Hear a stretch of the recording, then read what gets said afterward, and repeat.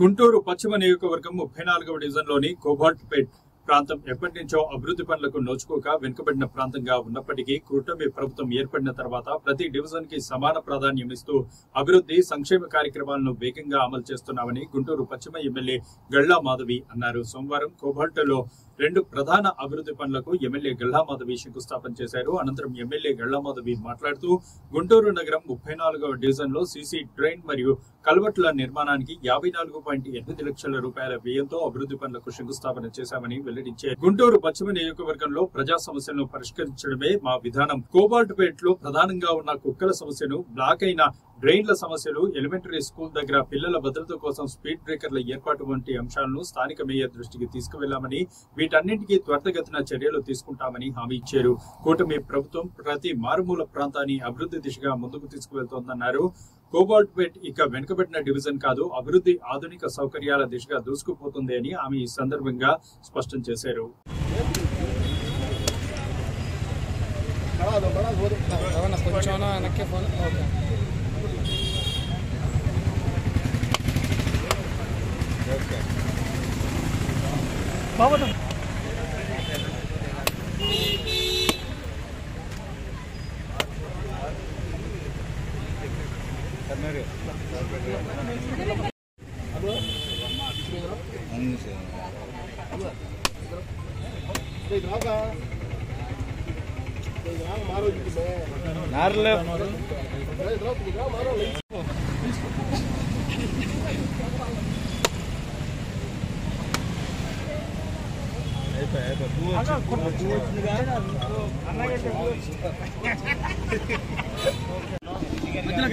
సభ్యురాలు సోదరి గళ్ళా మాధవి గారు మరి మేయర్ గారి యొక్క సహకారంతో ఈ యొక్క నియోజకవర్గంలో ఇప్పటికే కొన్ని కోట్ల రూపాయల యొక్క అభివృద్ధి కార్యక్రమాలు జరగడం జరిగింది.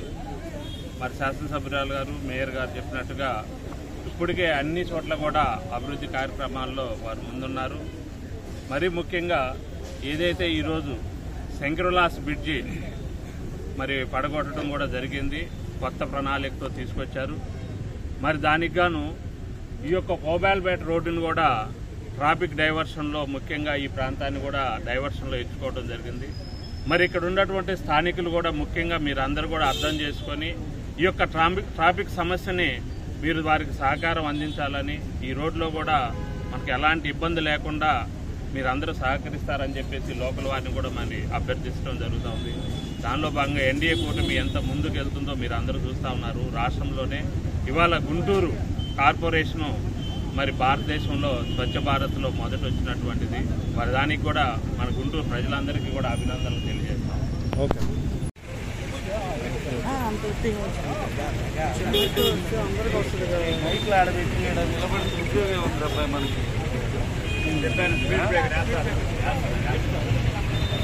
కొద్దిగా వెనక్కి జరగండి అన్న, కొద్దిగా వెనక్కి జరగండి అంత. అందరికీ నమస్కారం.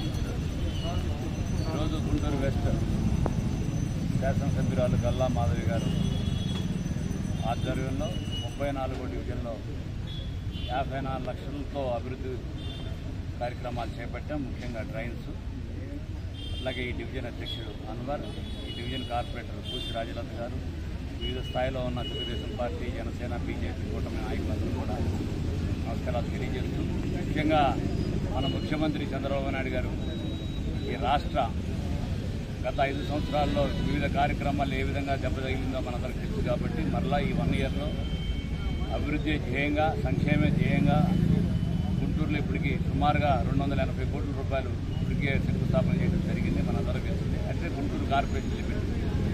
అట్లాగే ప్రతి డివిజన్లో కూడా ఎక్కడైతే పొడుగు బలైన వర్గాలు ఉన్నారో వారికి కావాల్సిన మౌలిక వసతులన్నీ కూడా కల్పిస్తున్నాం. తప్పకుండా ఏమైతే ఇంతకుముందు శాసనసభ్యురాలు ఇక్కడ ప్రామిస్ చేశారో వారు చేపట్టిన అభివృద్ధి కార్యక్రమాల్లో ఏవి ఫలానా డివిజన్లో ఫలానా కావాలి, ఫలానా వాళ్ళకి డ్రైన్స్ కావాలి, ఫలానా వాళ్ళకి వాటర్ ఫెసిలిటీ ఉండాలి, ఫలానా వాళ్ళకి డ్రైనేజ్ లేదు, రోడ్స్ లేవు, ఏమన్నా మేడం గారు ఇప్పటికప్పుడు కార్పొరేషన్కి ప్రాథపూర్వకంగా తెలియజేస్తున్నారు.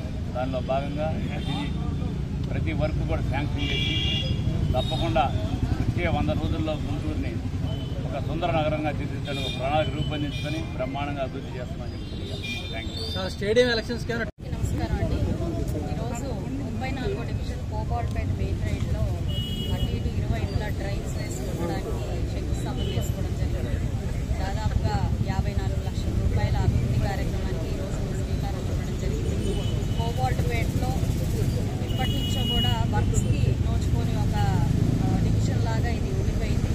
ఈరోజు కూటమి ప్రభుత్వం ఏర్పడిన తర్వాత అడుగడుగున అభివృద్ధి కార్యక్రమాలతో ముందుకు వెళ్తూ ప్రతి మారుమూల డివిజన్ని కూడా పైకి తీసుకొచ్చే ప్రయత్నం చేస్తూ అన్ని విధాల అభివృద్ధి ఇటు సంక్షేమం రెండూ కూడా అందిస్తూ సుపరిపాలనతో ముందుకు వెళ్తున్న క్రమంలో ఈ యొక్క డివిజన్ని కూడా అప్లిఫ్ట్ చేయాల్సిన పని ఉంది. కాబట్టి అందులో భాగంగానే ఈరోజు ఇరువైపులా డ్రైన్స్ వేసుకోవడం జరిగింది. మరి ప్రధానంగా ఇక్కడ కుక్కల సమస్య ఉంది, అదేవిధంగా కొన్ని డ్రైన్స్ బ్లాక్ అయిపోతున్నాయని స్థానికంగా కార్పొరేటర్ గారు మా దృష్టికి తీసుకురావడం జరిగింది. మరి ఇక్కడ స్థానికంగా ఉన్న ప్రజలు కూడా పిల్లలు అటు ఇటు దాటడానికి స్పీడ్ బ్రేకర్లు అవసరం ఉన్నాయి అని చెప్పి అడగడం జరిగింది. ఎలిమెంటరీ స్కూల్స్ ఉన్న నేపథ్యంలో అవి కూడా గౌరవ మేయర్ గారు వారి దృష్టిలోకి వచ్చింది. చాలా త్వరితగతిన వేయిస్తామని చెప్పి వారు హామీ ఇవ్వడం జరిగింది.